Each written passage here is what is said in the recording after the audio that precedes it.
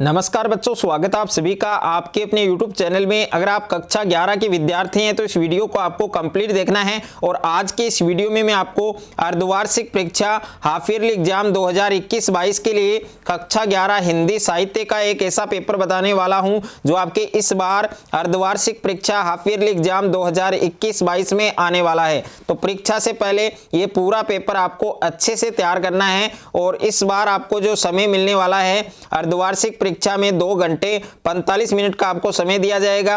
और हिंदी साहित्य का जो पेपर है वो आपके 48 नंबर का आने वाला है। अगर आपको 48 में से 48 नंबर हिंदी साहित्य में अर्धवार्षिक परीक्षा 2021-22 में लाने हैं तो ये पूरा पेपर हिंदी साहित्य का आपको अच्छे से तैयार करना है। और ये पूरा पेपर मैं आपको डिटेल के साथ समझाने वाला हूं, तो वीडियो को आपको कंप्लीट देखना है। और सबसे पहले आपको खंड 1 में प्रश्न संख्या 1 आपको दी गई है कि निम्नलिखित अपठित गद्यांश को ध्यानपूर्वक पढ़कर नीचे लिखे प्रश्नों के उत्तर दीजिए। तो ये आपके अपठित गद्यांश दिया गया है, इस गद्यांश को आपको अच्छे से पढ़ना है। और इस गद्यांश में जितने भी आपके क्वेश्चंस दिए गए हैं उन सारे क्वेश्चंस के आपको आंसर लिखने हैं।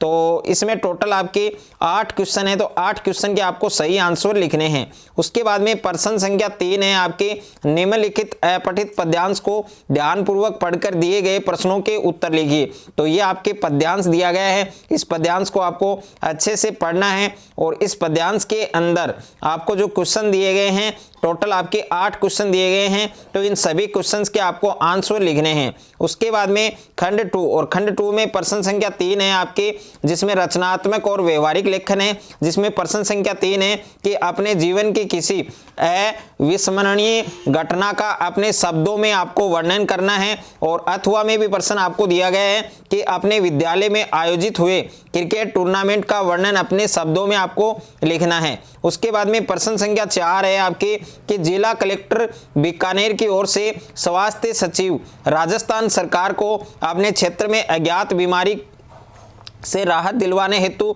राजधानी से एक चिकित्सकों की टीम भिजवाने हेतु निर्धारित प्रारूप में एक आपको कार्यालय पत्र लिखना है। और इसके अथवा में प्रश्न दिया गया है कि अपने क्षेत्र के पंचायत प्रारंभिक शिक्षा अधिकारी को एक आवेदन पत्र लिखना है जिसमें अपनी योग्यता और अनुभव आदि का उल्लेख करते हुए असंकालीन अतिथि शिक्षक के पद पर नियुक्त करने का निवेदन किया गया हो। और प्रश्न संख्या 5 में आपको प्रतिवेदन का अभिप्राय और परिभाषा स्पष्ट करनी है। और अथवा में आदर्श प्रतिवेदन की क्या विशेषताएं होती हैं वो आपको लिखनी है। और प्रश्न संख्या 6 है आपके कि प्रेस विज्ञप्ति किसे कहते हैं, और प्रेस विज्ञप्ति और प्रेस नोट में क्या अंतर होता है। और अथवा में भी आपको एक प्रेस जो विज्ञप्ति है उसका प्रारूप आपको तैयार करना है जिसमें डॉक्टर राधाकृष्ण शिक्षक पुरस्कार हेतु आवेदन आमंत्रित किए गए हों।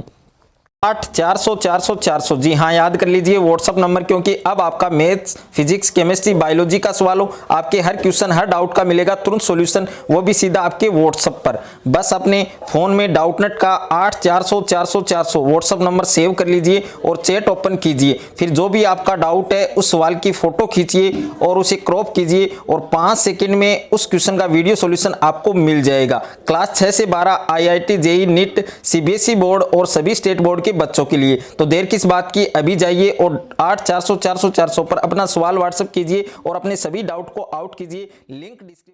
और प्रश्न संख्या 7 है राजकीय उच्च माध्यमिक विद्यालय बीकानेर की विद्यालय की विकास समिति की आगामी बैठक हेतु एक कार्य सूची का प्रारूप आपको तैयार करना है। और अथवा में भी प्रश्न दिया गया, आप ये भी कर सकते हैं। उसके बाद में प्रश्न संख्या 8 है निम्न प्रश्नों में से उचित विकल्प का चयन करते हुए उत्तर लिखिए। यानी आपके मल्टीपल चॉइस क्वेश्चन है, तो इनमें कौन सा ऑप्शन आएगा वो आपको सही ऑप्शन लिखना है। उसके बाद में प्रश्न संख्या 9 है आपके निम्नलिखित प्रश्नों में से किन्हीं 2 प्रश्नों के उत्तर लिखिए। तो इसमें देखिए टोटल आपको 3 क्वेश्चन दिए गए हैं, इनमें से आपको 2 क्वेश्चन आपको करने हैं। जो क्वेश्चन आपको सही आते हैं आपको वही 2 क्वेश्चन करने हैं। और उसके बाद में खंड 3, और खंड 3 में प्रश्न संख्या 10 है आपके निम्नांकित काव्यांश की सप्रसंग व्याख्या करनी है। तो ये आपके काव्यांश दिया गया है, इसकी आपको सहप्रसंग व्याख्या करनी है और इसके अथवा में भी आपको एक काव्यांश दिया गया है, इस काव्यांश की भी आप सहप्रसंग व्याख्या कर सकते हैं। और प्रश्न संख्या 11 है, सब आंखों के आंसू उजले कविता का मूल भाव आपको स्पष्ट करना है और इसके अथवा में भी आपको क्वेश्चन दिया गया है, आप ये क्वेश्चन भी कर सकते हैं। उसके बाद में प्रश्न संख्या 12 है आपके, अन्न न भावे नींद न आवे का क्या कारण है, ऐसी स्थिति क्यों हो गई है, यह आपको लिखनी है।